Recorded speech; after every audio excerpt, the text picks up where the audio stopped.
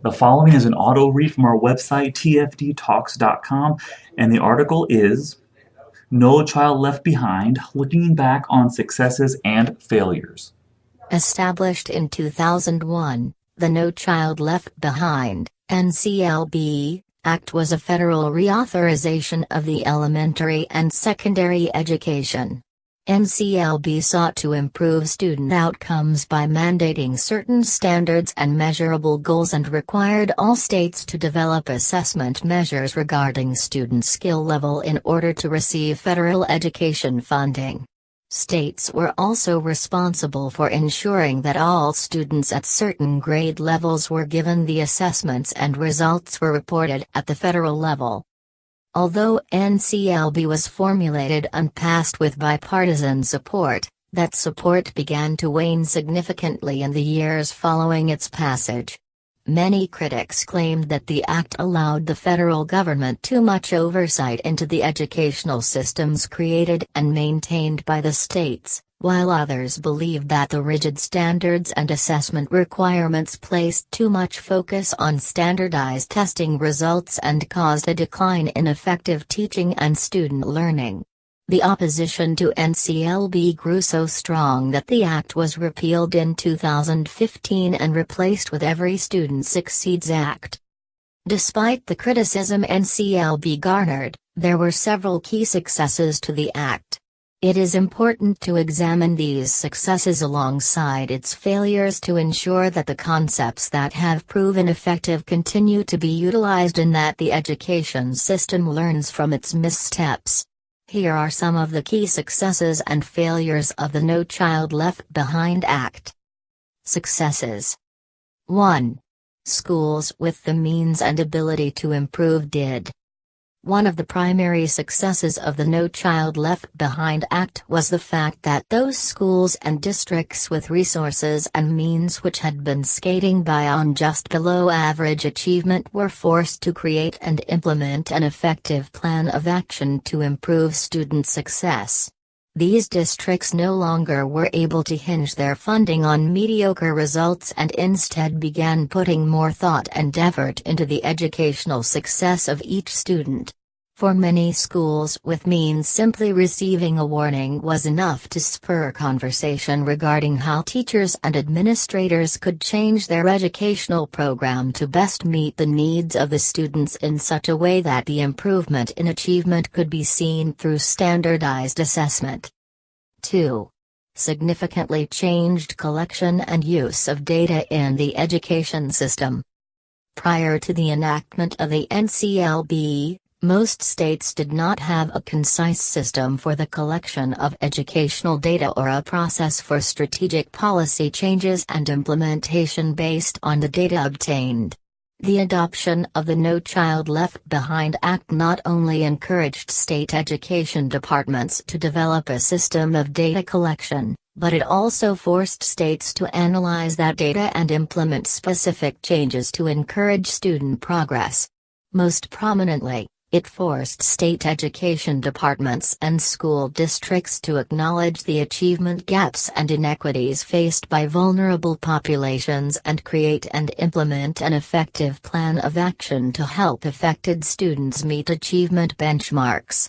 In essence, it stopped the cycle of school districts being simply satisfied with general achievement and forced the educational systems to begin giving more focus to students who historically have been ignored. Failures. 1. Student achievement gap remained wide. Although much emphasis was placed on standardized testing and teaching became more focused and deliberate on educationally vulnerable populations, the No Child Left Behind Act failed to meet its primary goal of decreasing the achievement gap between affluent and economically disadvantaged students. In fact, studies of the NCLB found that many students within educationally vulnerable populations saw wider gains in the areas of math and reading prior to the enactment of NCLB. 3. Consequences for not meeting goals were punitive and ineffective. Proponents of NCLB reason that by hinging federal funding on improved progress and students meeting annual yearly progress goals, school districts would be highly encouraged and motivated to implement and abide by a protocol which ensured the success for all students within the state. However, that reasoning backfired, as the schools which desperately needed federal funding to continue to serve economically disadvantaged and vulnerable populations were often the ones that had difficulty meeting the set mandates. In more affluent communities, where property taxes helped to fund the schools, students had access to the resources necessary to thrive academically and as such, were neither at risk for losing funding nor in need of said funding. Schools in economically disadvantaged neighborhoods began to lose funding and resources necessary to operate schools at the most basic of levels and often saw a decrease in educational progress. Instead of being motivated to effectively improve student achievement, many school districts in poorer neighborhoods instead saw increased state oversight, school closures, and restructuring as a means to mask the ineffectiveness of policies and procedures centered solely on preparing students for standardized testing. The enactment of the No Child Left Behind Act was done on good intentions.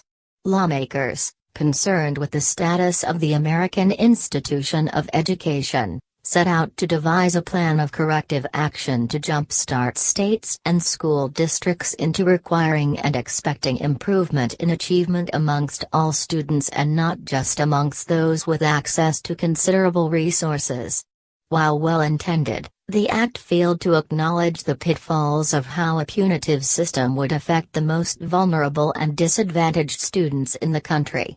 Instead of acting as a motivator for improvement, the act instead relied too heavily on standardized testing, enacted heavy punishment to schools and districts already struggling and levied resources for progress when many schools needed additional resources in order to meet even minimal benchmarks. While NCLB has been abandoned and replaced with the Every Student Succeeds Act, it is important to note that, while many critics of NCLB claim that the act was an overall failure, there were some key components that worked and should be continued in the future. Most notably the implementation of a system for the collection and reporting of achievement data, as well as policy for implementing effective change based on data collected.